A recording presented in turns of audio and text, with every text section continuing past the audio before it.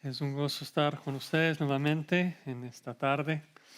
Si Dios lo permite, hoy vamos a concluir la pequeña serie que empezamos ya hace varios meses sobre cómo estudiar la Biblia, cómo interpretar la Biblia.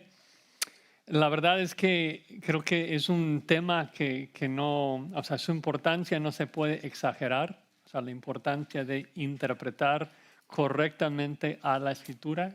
Eh, Estamos cantando muestra a Cristo, queremos conocer a Dios, pero o sea, el único lugar donde Cristo se muestra a nosotros es en su palabra. Y si interpretamos erróneamente a la palabra, pues vamos a conocer erróneamente a la persona de Cristo y Dios y lo que quiere para nosotros. O sea, si interpretamos erróneamente a la Escritura, no podemos obedecerle correctamente, no podemos adorarle correctamente. Es un tema muy importante. Pastor MacArthur muy a menudo dice que el significado de la Escritura es la Escritura. Porque si no tienes el significado de la Biblia, no tienes la Biblia. Si no sabes lo que significa. Sería como si alguien te sirve una muy buena comida y luego lo encierra en vidrio. Okay. A lo mejor es una comida muy deliciosa, pero así encerrado en vidrio no puedes olerlo, no puedes comerlo, no puedes ser alimentado por la comida, entonces no te sirve.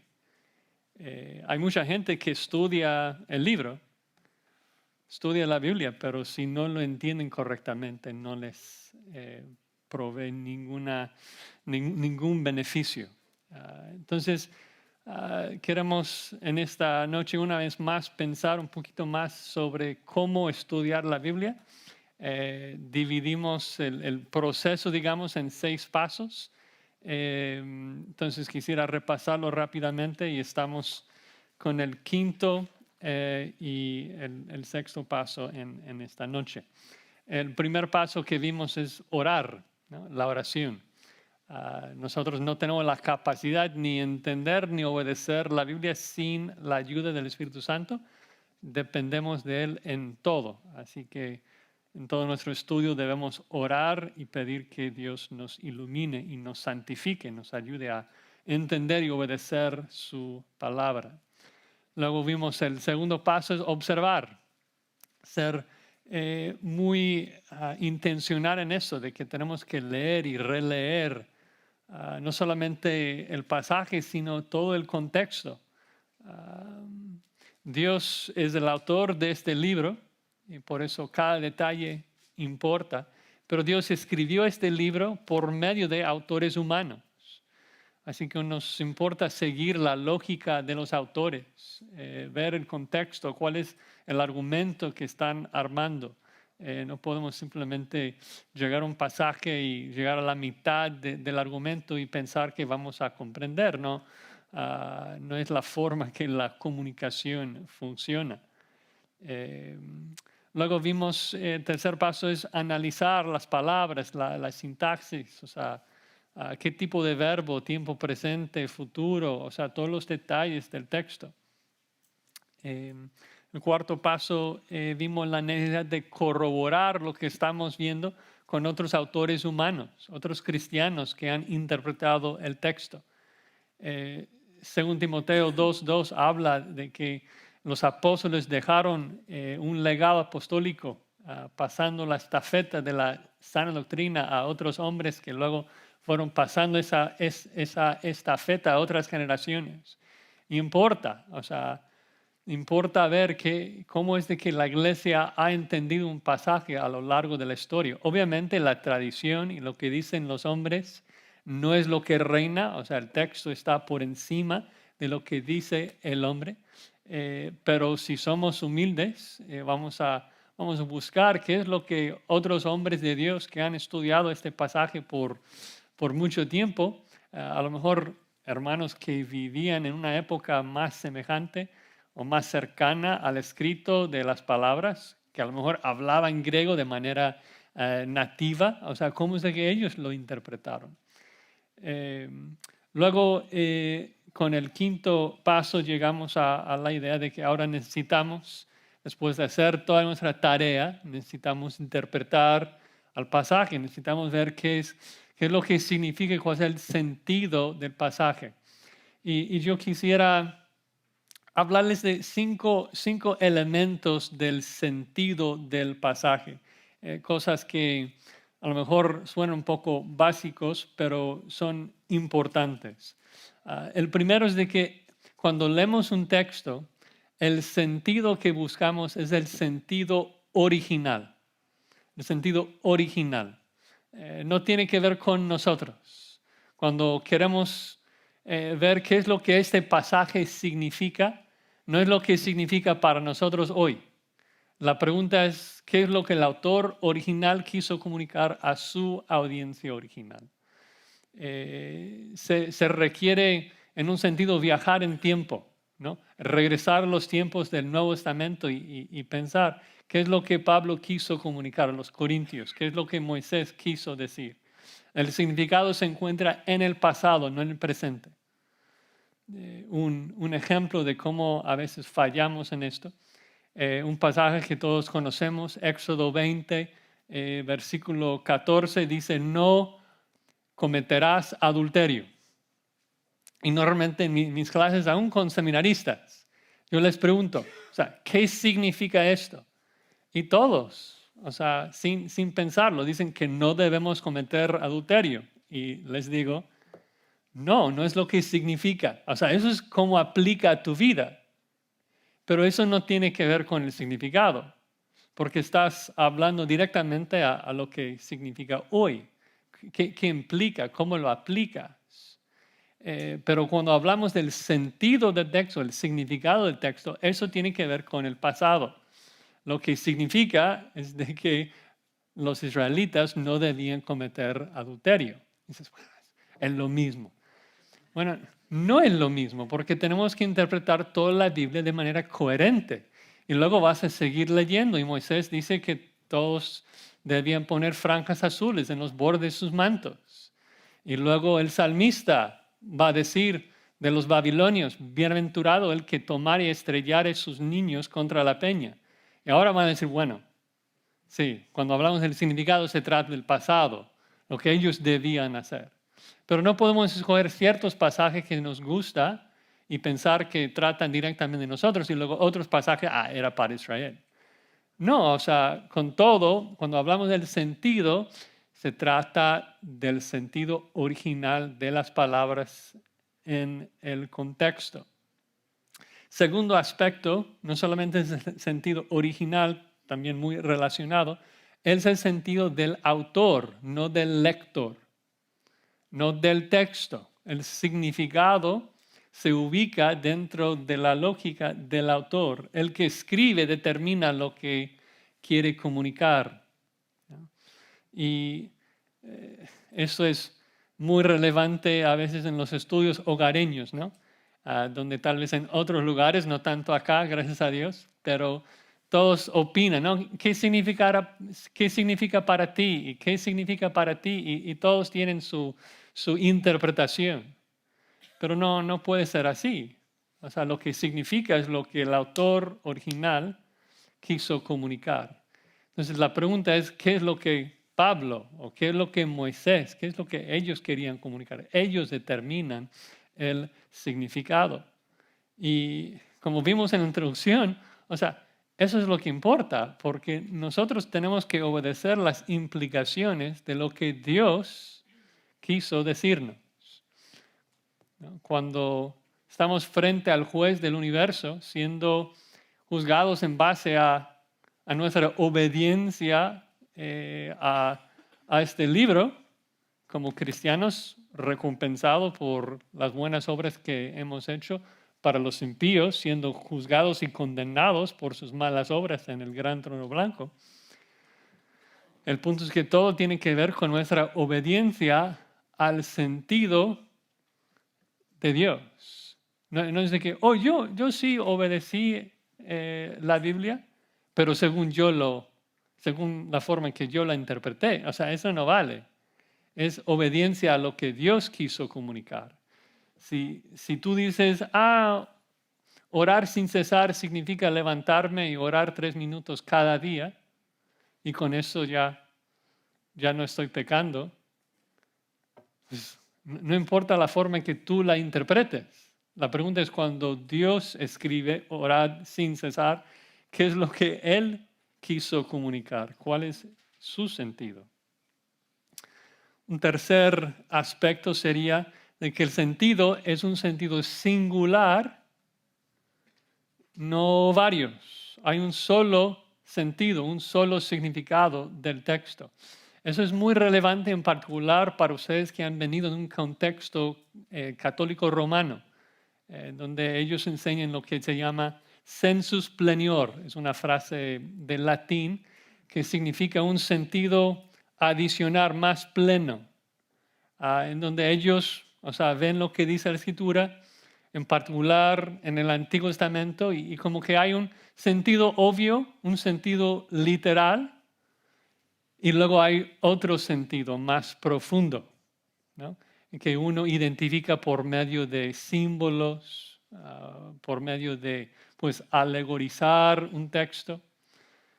Entonces, bueno, vemos un texto donde hay un poco de aceite y, ok, bueno, aceite significa aceite, pero luego también imaginamos, ¿no?, de que el aceite simboliza el Espíritu Santo y esto, y comenzamos a alegorizar el texto. Pero no se puede hacer esto. El pasaje significa lo que dice. No hay varios significados. La pregunta es qué es lo que el autor quiso comunicar y no insertar cosas allí en el texto. Yo siempre cuando estoy hablando de esto y alguien está apoyando la idea de varios significados, como de broma digo, si ni siquiera puedes obedecer el sentido obvio, ¿a qué vas a crear otros sentidos? Un pasaje que para mí es muy relevante que habla de esto se encuentra en Romanos 10, en donde Moisés, hablando de la palabra, dice lo siguiente, Romanos 10, versículo 8. Dice, mas ¿qué dice? Cerca de ti está la palabra en tu boca, en tu corazón. Esta es la palabra de fe que predicamos. Y en el contexto, debí empezar con el 6 para dar un poco más de contexto. Dice, la justicia que es por la fe dice así, no digas en tu corazón quién subirá al cielo, esto es para traer abajo a Cristo, o quién descenderá al abismo, esto es para hacer subir a Cristo de los muertos, sino que la palabra está cerca, es decir, Dios comunicó claramente con nosotros. Su voluntad es accesible. No tenemos que subir al cielo para encontrar su voluntad. No tenemos que descender al infierno para encontrarla. Está cerca de nosotros. Él no se comunicó a nosotros por medio de mensajes místicos, mensajes escondidos. Él habla a nosotros de manera directa y clara. En un sentido, insulta la habilidad de Dios en su forma de comunicarse, pensar de que Él quiso decir algo a nosotros, pero no pudo comunicarlo de manera clara, tenía que esconderlo ahí. Entonces, estamos buscando el sentido singular del pasaje. El cuarto aspecto sería el sentido normal. El sentido normal. Muchas veces, por lo menos en el seminario, decimos que usamos una hermenéutica literal, gramatical y histórica.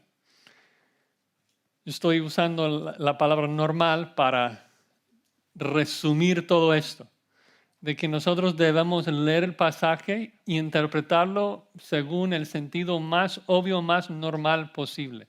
¿Cómo es de que los destinatarios de la carta, cómo es que los colosenses debían haber entendido este pasaje? ¿Cómo es que los corintios, los romanos, cómo lo hubieran entendido?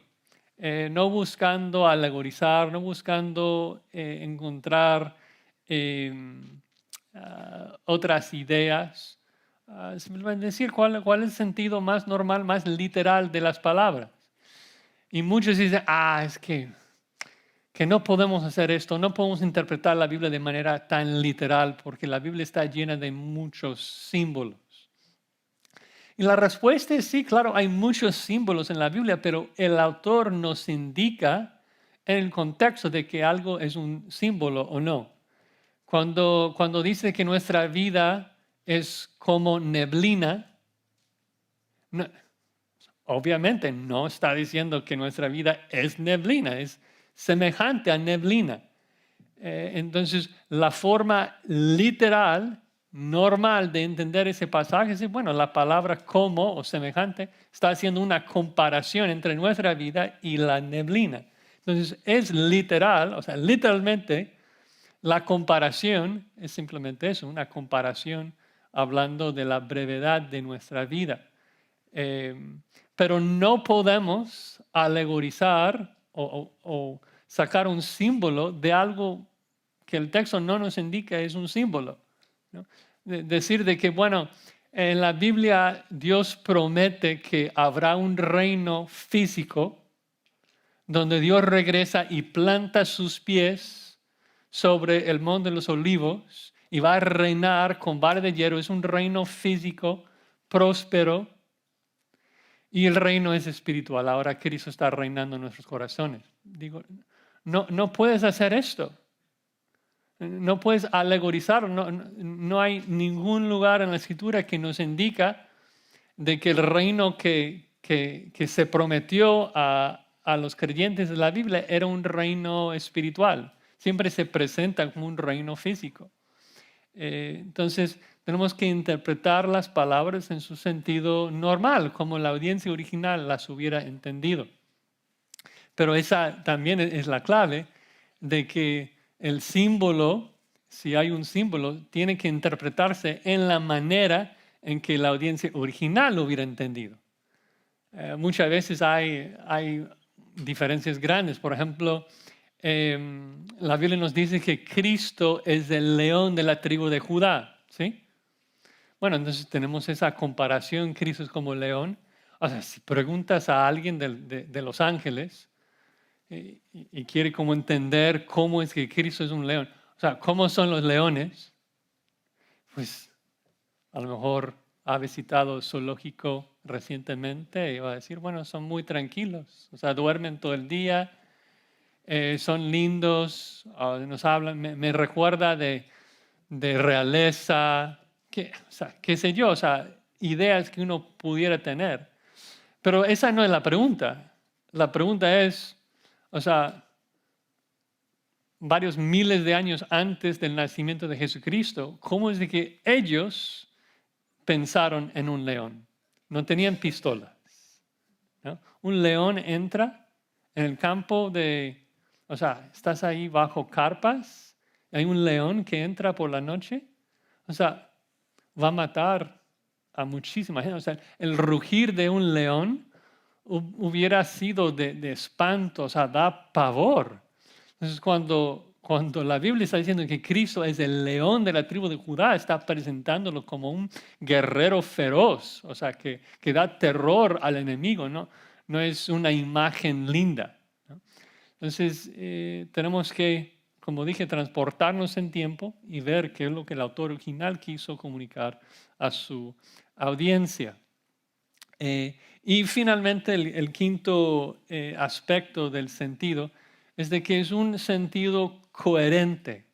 Y coherente en el sentido de que cada pasaje bíblico interpretado correctamente va a armonizar con todos los otros pasajes de la Biblia. Se llama la regla de oro, de que la escritura no puede contradecirse, ¿no? Porque Dios no puede fallar. Dios escribió todo este libro, entonces ningún pasaje puede contradecir a otro pasaje. El texto que usamos para afirmar esto se encuentra en Juan 10:35. Es interesante, Cristo está hablando de otras cosas, otro contexto, y luego simplemente agrega una nota parentética que nos ayuda a ver cómo es de que él veía las escrituras. Y dice ahí, esa última frase de Juan 10:35, la escritura no puede ser quebrantada. El punto que está haciendo en el contexto es de que si la escritura dice algo, tiene que ser cierto. O sea, ninguna otra verdad puede contradecirla. Entonces, cuando estamos interpretando un pasaje y sacando el sentido de un pasaje, también tenemos que hacerlo dentro de nuestra teología, porque ningún pasaje puede contradecir a otro pasaje. Entonces yo tengo que estar consciente de si la forma en que estoy interpretando este texto contradice de alguna manera a otro texto. Y ahí es donde muchas veces erramos, cuando no mantenemos ese balance entre lo que ya se llama la sistematización del significado de los textos y el texto mismo. Entonces, hablemos un poquito de la relación entre la exégesis de un pasaje, la interpretación de un texto y su sistematización con todo lo demás que la Biblia dice. Primer punto importante es de que el pasaje reina, no la teología. Si el pasaje dice algo y parece ir en contra de la forma que entendemos algo de la teología, entonces tenemos que adaptar nuestra teología, ¿no? Porque lo que el texto dice, o sea, es lo que más importa. Sin embargo, el punto es de que muchas veces, o sea, creemos que estamos interpretando correctamente a la Escritura, pero es nuestra teología que nos informa, tranquilo, espera, tal vez no estás entendiendo algo. O sea, si estás leyendo un pasaje y parece dar la impresión que Cristo es un ser creado, dices, oye, espera, necesito leer esto más tranquilo, necesito indagar más de lo que está diciendo el autor, porque sé que no significa eso, ¿no? Está leyendo Santiago, que dice que somos justificados por las obras, y dices, espérenme, necesito ver qué está pasando acá en el contexto, porque tengo muchos otros pasajes que me dicen algo que parece ser lo contrario. Y ahí es donde comenzamos a ver el contexto y ver que interpretado correctamente, toda la Biblia afirma que la salvación es por fe y toda la Biblia afirma la deidad de Jesucristo.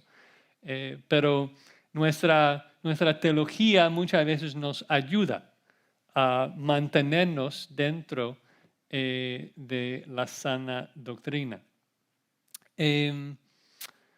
Bueno, quería agregar un par de otros, ¿cómo llamarlos? Como pistas o consejos de cómo interpretar secciones específicas de la Escritura.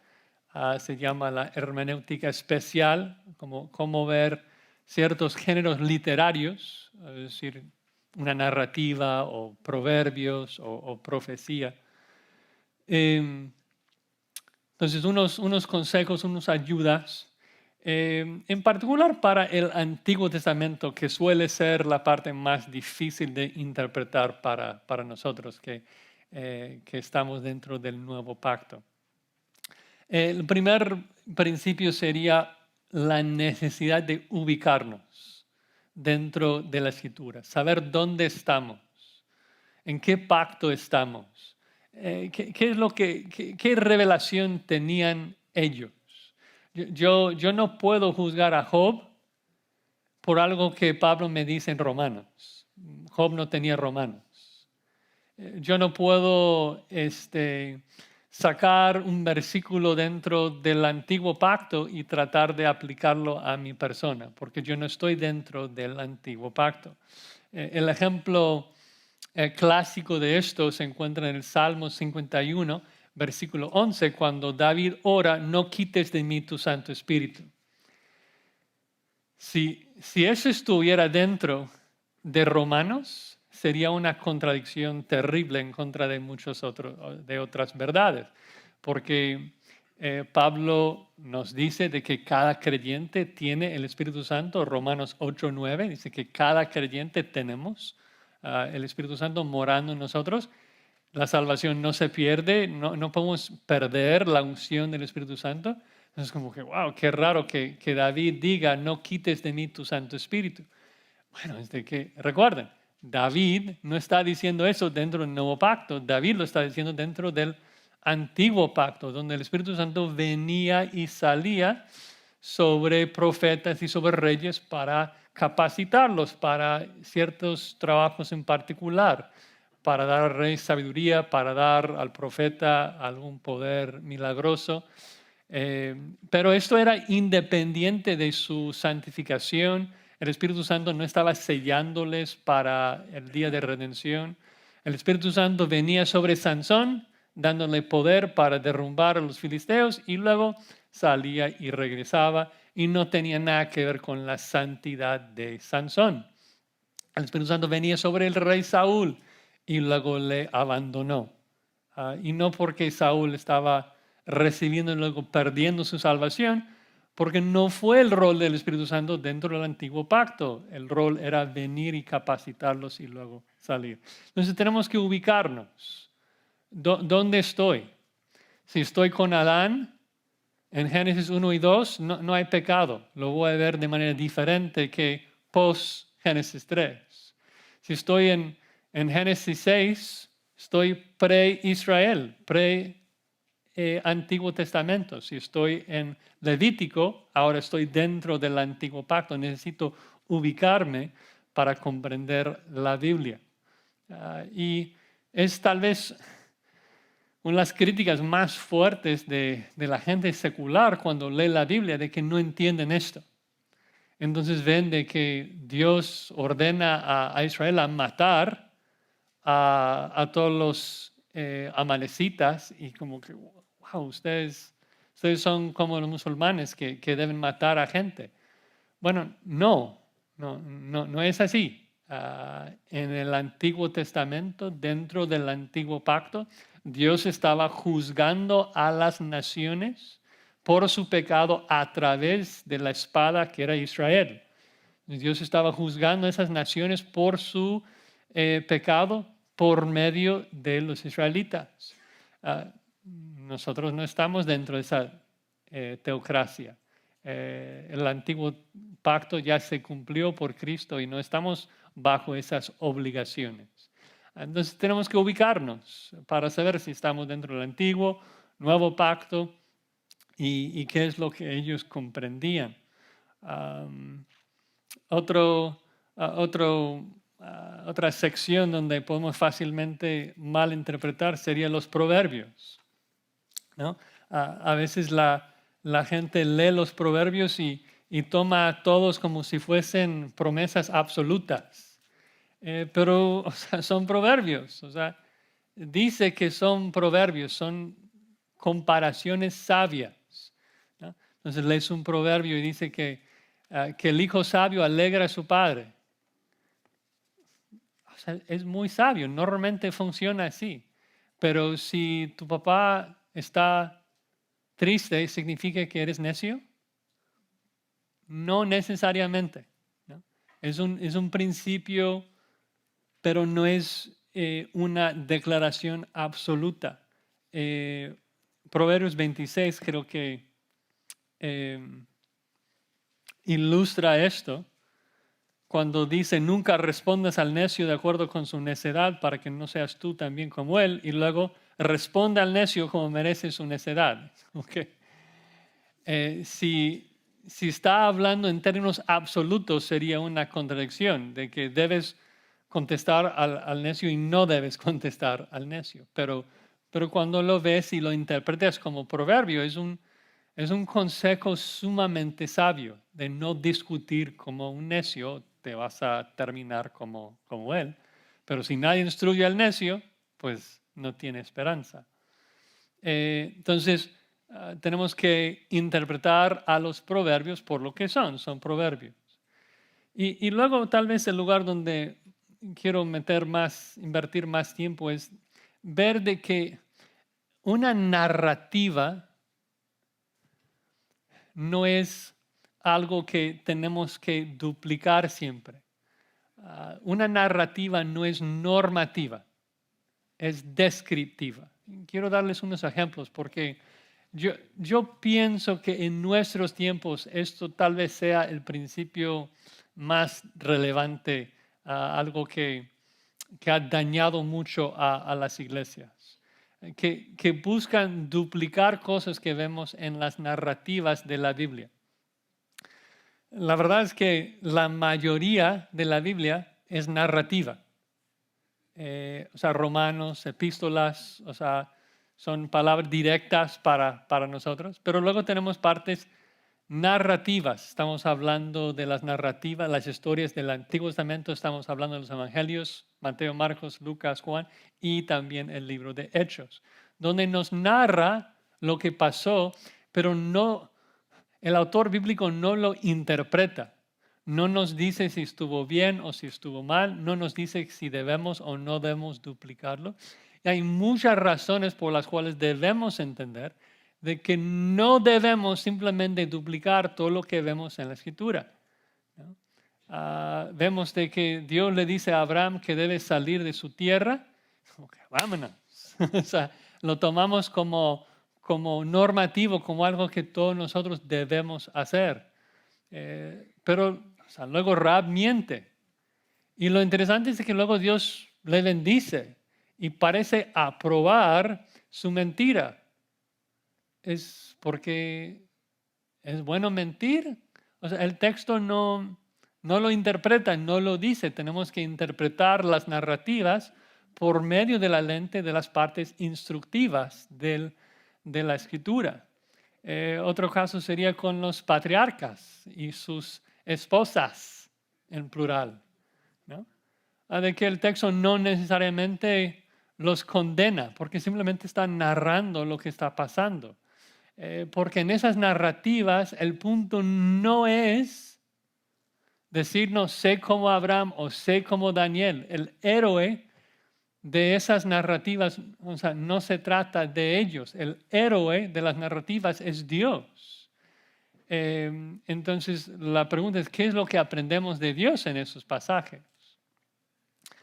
Y en nuestros tiempos, el libro que más se interpreta de manera equivocada sería el libro de Hechos y también un poquito los Evangelios, donde la gente dice, ok, entiendo de que el hecho de que Daniel lo haya hecho no significa que debo hacerlo yo, aunque o sea, los que enseñan el Evangelio de la prosperidad, que no es Evangelio, sacan casi todas sus enseñanzas del Antiguo Testamento cuando Dios promete bendiciones físicas a la nación de Israel y ellos dicen, esos son para mí, ignorando el contexto.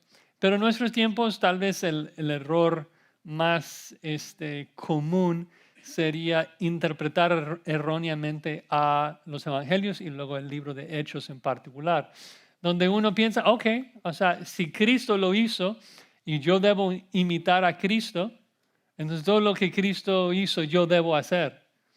Pero es que no eres Dios. Cristo perdona pecados, no significa que tú debes perdonar pecados. Cristo tiene información que nosotros no. Y es igual en el libro de Hechos. O sea, bueno, Pablo lo hizo, yo quiero hacerlo. Pero Pablo es apóstol, tú no eres apóstol, ¿no? Pablo tenía una autoridad que nosotros no tenemos. Entonces, el hecho de que algo pasó en el libro de Hechos no significa que nosotros debamos de duplicarlo. Un versículo muy importante para este tema se encuentra en Efesios 2. Efesios 2, versículo 20.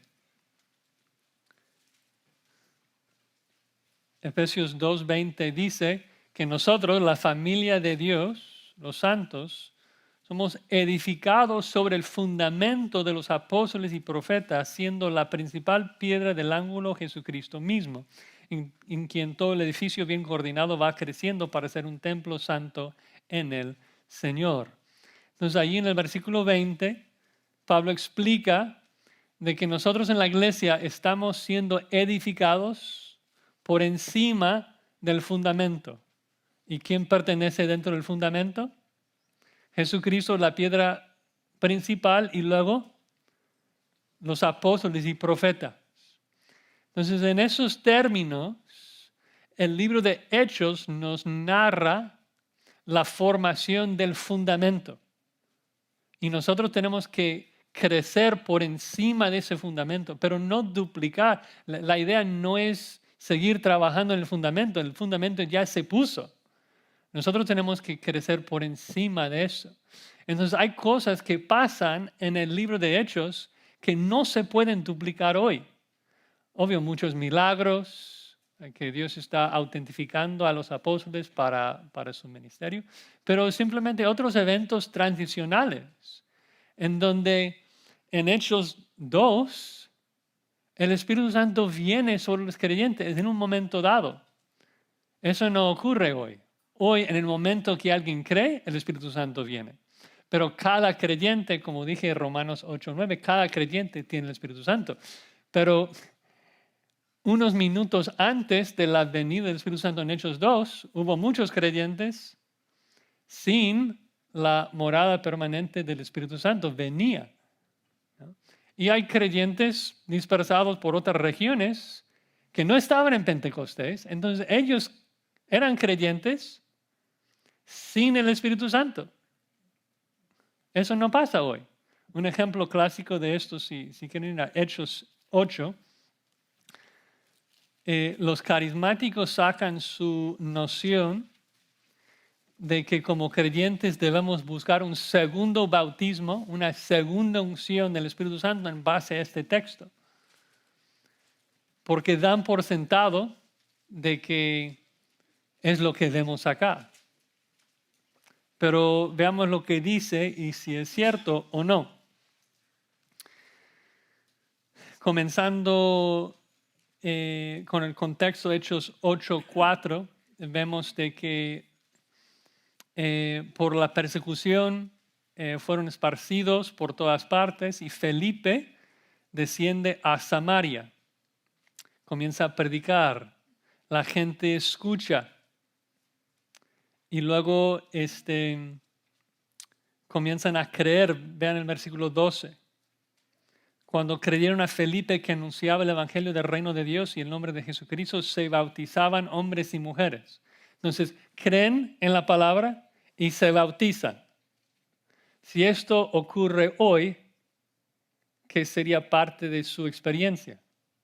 Pues también recibir el Espíritu Santo cuando creen. Pero vean lo que pasa. Versículo 14. Cuando los apóstoles que estaban en Jerusalén oyeron que Samaria había recibido la palabra de Dios, enviaron allá a Pedro y a Juan, los cuales habiendo venido, oraron por ellos para que recibiesen el Espíritu Santo. Y Lucas sabe que esto se le extraño para los cristianos más tarde. Entonces explica, versículo 16, porque aún no había descendido sobre ninguno de ellos, sino que solamente habían sido bautizados en el nombre de Jesús. Entonces tienes a creyentes sin el Espíritu Santo, por eso los apóstoles tienen que descender, imponer sobre ellos sus manos y luego el Espíritu Santo viene sobre los samaritanos. Y entonces dice, versículo 17, entonces les imponían las manos y recibían el Espíritu Santo. El punto es de que ese es un momento de transición, eso no podría pasar hoy. Porque hoy cuando alguien cree, en ese momento es bautizado por el Espíritu Santo y tiene todo lo que necesita para la vida y la piedad. En el momento que creemos, Colosenses 2:10, somos completos en Cristo. No necesitamos ninguna otra unción, ningún otro bautismo. Pero en Juan 2 dice que la unción que todos recibimos es suficiente. No necesitamos nada más. Pero acá tienes a los samaritanos que usan otra Biblia, que creen en otras cosas, y Dios no quiso que ellos recibieran el Espíritu Santo sin la aprobación apostólica. Entonces el Espíritu Santo estaba viniendo sobre ellos después de su conversión. Lo mismo pasa con Cornelio, que es el primer gentil que recibe el Espíritu Santo. Entonces, el punto es simplemente esto, de que cuando estamos leyendo narrativas, no debemos simplemente buscar duplicar todo lo que vemos y asumir que va a ser lo mismo con nosotros. No, tenemos que ver la narrativa, cuál es el punto que aprendemos de Dios en ese pasaje y no interpretarlo como algo normativo. Bueno, viendo el reloj, tenemos que entonces pasar al último paso, que es la aplicación. Entonces vimos de que tenemos que orar, observar, analizar, corroborar, interpretar el sentido original del texto y luego aplicar, poner en práctica. Esto no es algo opcional, eso es algo necesario. No podemos ser oidores y no hacedores, tenemos que obedecer el texto.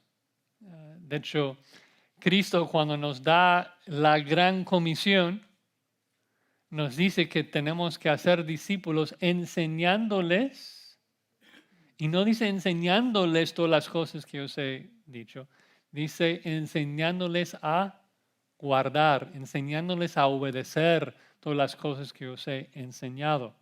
Entonces, el trabajo de enseñanza empieza por la mente. El trabajo de estudiar la Biblia empieza con un conocimiento correcto del texto, pero no termina hasta que lo hayamos obedecido, hasta ponerlo en práctica. No vale aprender algo y luego no hacer nada. ¿Recuerdan un pasaje allí en Hebreos 5, el último pasaje, el último versículo de Hebreos 5, el autor está regañando a los hebreos por su inmadurez, porque habían sido creyentes por un tiempo, profesaban, pero realmente no habían crecido, no habían llegado a la madurez. De hecho, el autor dice que debían ser maestros. Ven ahí en Hebreos 5:11. Dice, acerca de esto tenemos mucho que decir y difícil de explicar por cuanto os habéis hecho tardos para oír. Porque debiendo ser ya maestros después de tanto tiempo, tenéis necesidad de que se os vuelva a enseñar cuáles son los primeros rudimentos de las palabras de Dios. Habéis llegado a ser tales que tenéis necesidad de leche y no de alimento sólido. Todo aquel que participa de la leche es inexperto en la palabra de justicia porque es niño. Pero ahora nos va a explicar cómo llegar a la madurez. Escuchen lo que dice. Pero el alimento sólido es para los que han alcanzado madurez. ¿Quiénes son? Para los que por el uso tienen los sentidos ejercitados en discernimiento del bien y del mal. Entonces, ¿por qué es que los hebreos no habían avanzado a la madurez? Ellos comprendían, debían ya ser maestros. No habían crecido, no habían madurado. ¿Por qué? Porque eso se hace con el uso, con la práctica de las cosas que habían entendido. Entonces, si uno aprende algo y luego no lo pone en práctica, es que va para atrás. La única manera de crecer hacia la madurez es interpretar correctamente el pasaje y luego vivirlo, ponerlo en práctica. Muchas veces pensamos de que podemos avanzar y aprender más y luego lo vamos a aplicar, pero no funciona así. Muchas veces pensamos que estudiar teología, estudiar la Biblia es como estudiar medicina, de que cuando alguien quiere ser médico, quiere ser cirujano, entra en la escuela y no queremos que practique hasta que termine sus clases. No queremos que comience a hacer operaciones en sus primeras clases de biología. O sea, queremos que tome su tiempo, ¿no? Entonces va a aplicar todo lo que aprende después. Pero en la vida cristiana no funciona así. No puedes crecer en tu entendimiento, un entendimiento genuino, si no lo pones en práctica. Nunca vas a conocer de verdad a Cristo hasta el momento que pones en práctica, hasta que obedezcas lo que has aprendido. Entonces, la aplicación es necesario.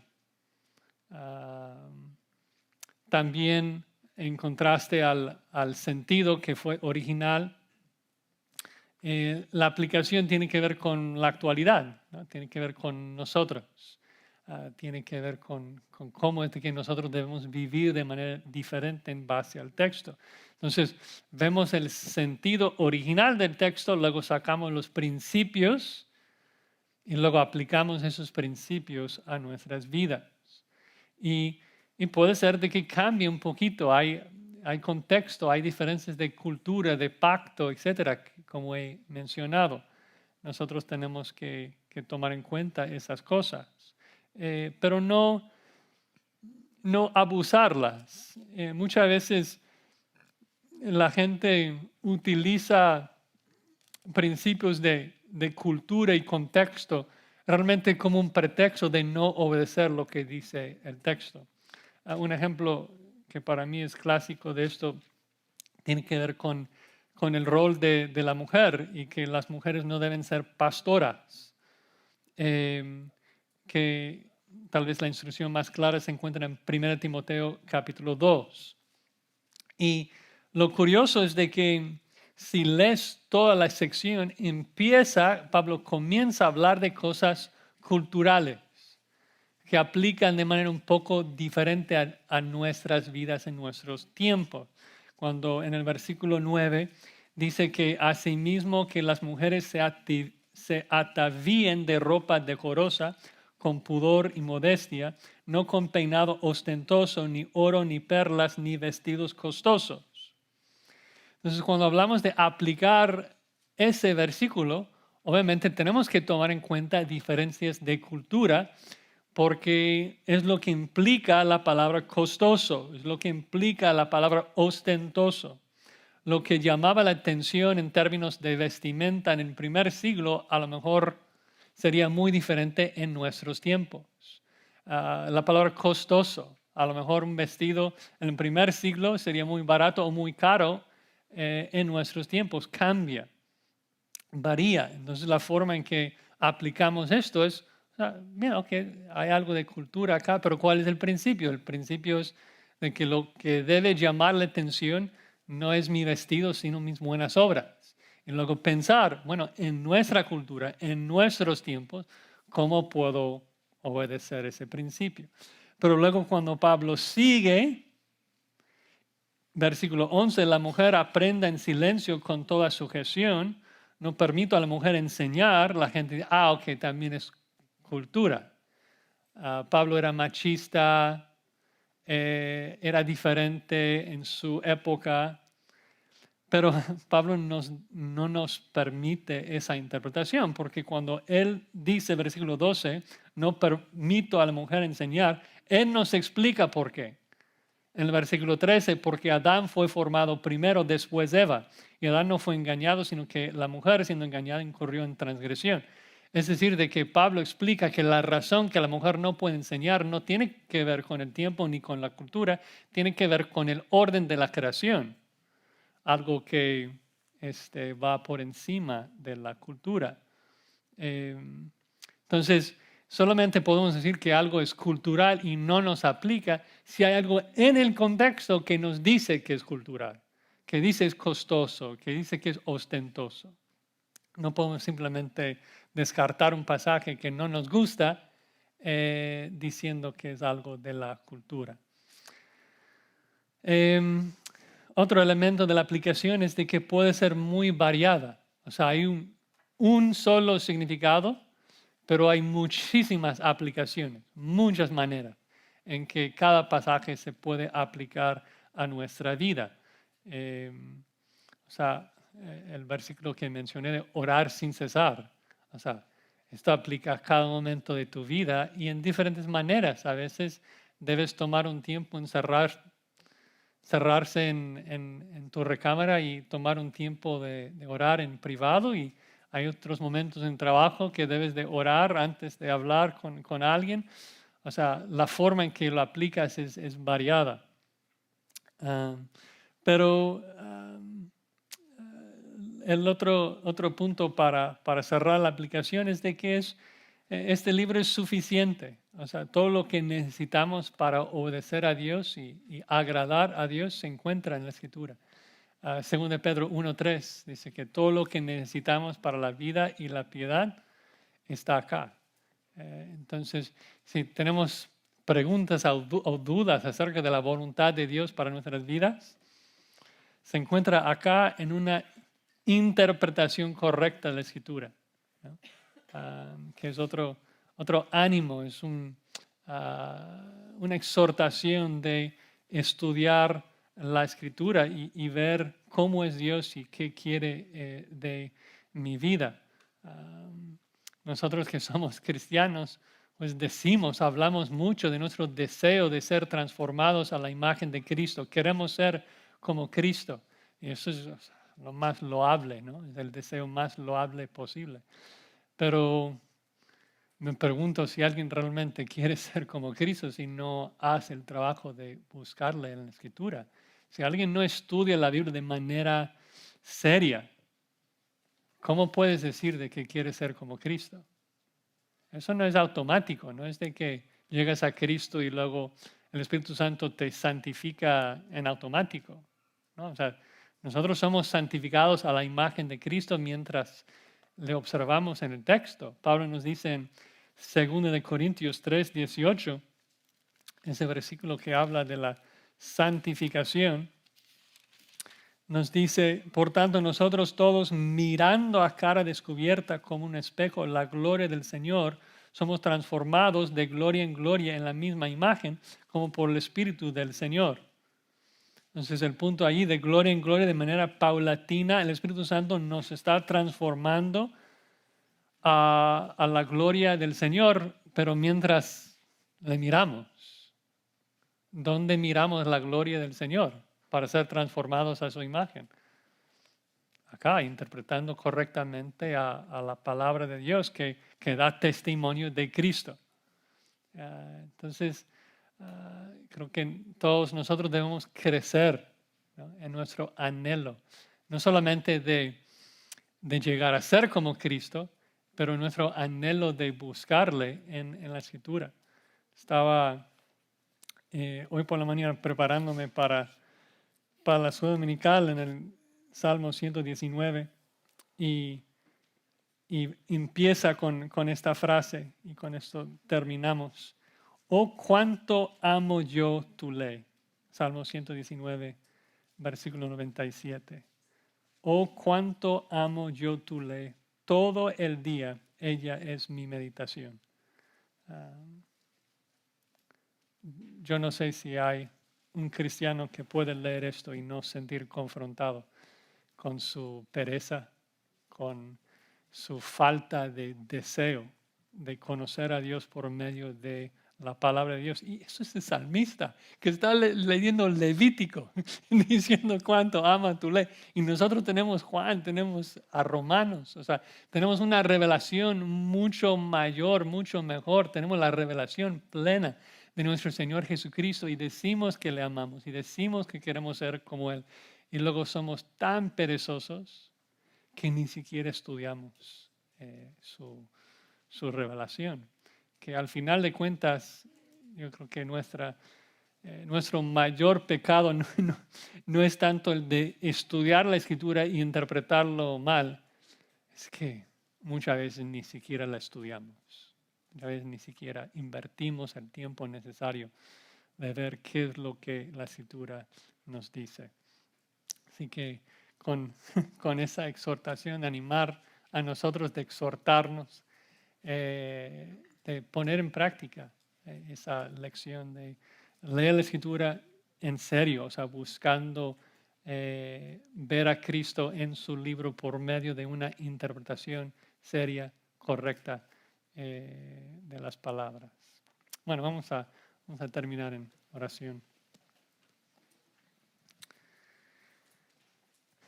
Señor, Pues confesamos de que muchas veces hemos sido negligentes en cuanto a tu palabra. Hablamos de tu esplendor y de tu gloria. Y sabemos que eres un Dios glorioso. Pero tantas veces fallamos en meditar, en apreciar la perfecta revelación que nos has dado en la Escritura. Así que te rogamos, Señor, que tu Espíritu Santo nos corrija, que Él nos transforme y nos dé un nuevo anhelo, un nuevo deseo de buscarte por medio de tu palabra. Señor, te rogamos que tú te agrades en eso, de darnos un nuevo celo por conocerte por medio de tu palabra y que podamos estudiar la Biblia con seriedad, intentando interpretar cada palabra de acuerdo a lo que tú quieres decirnos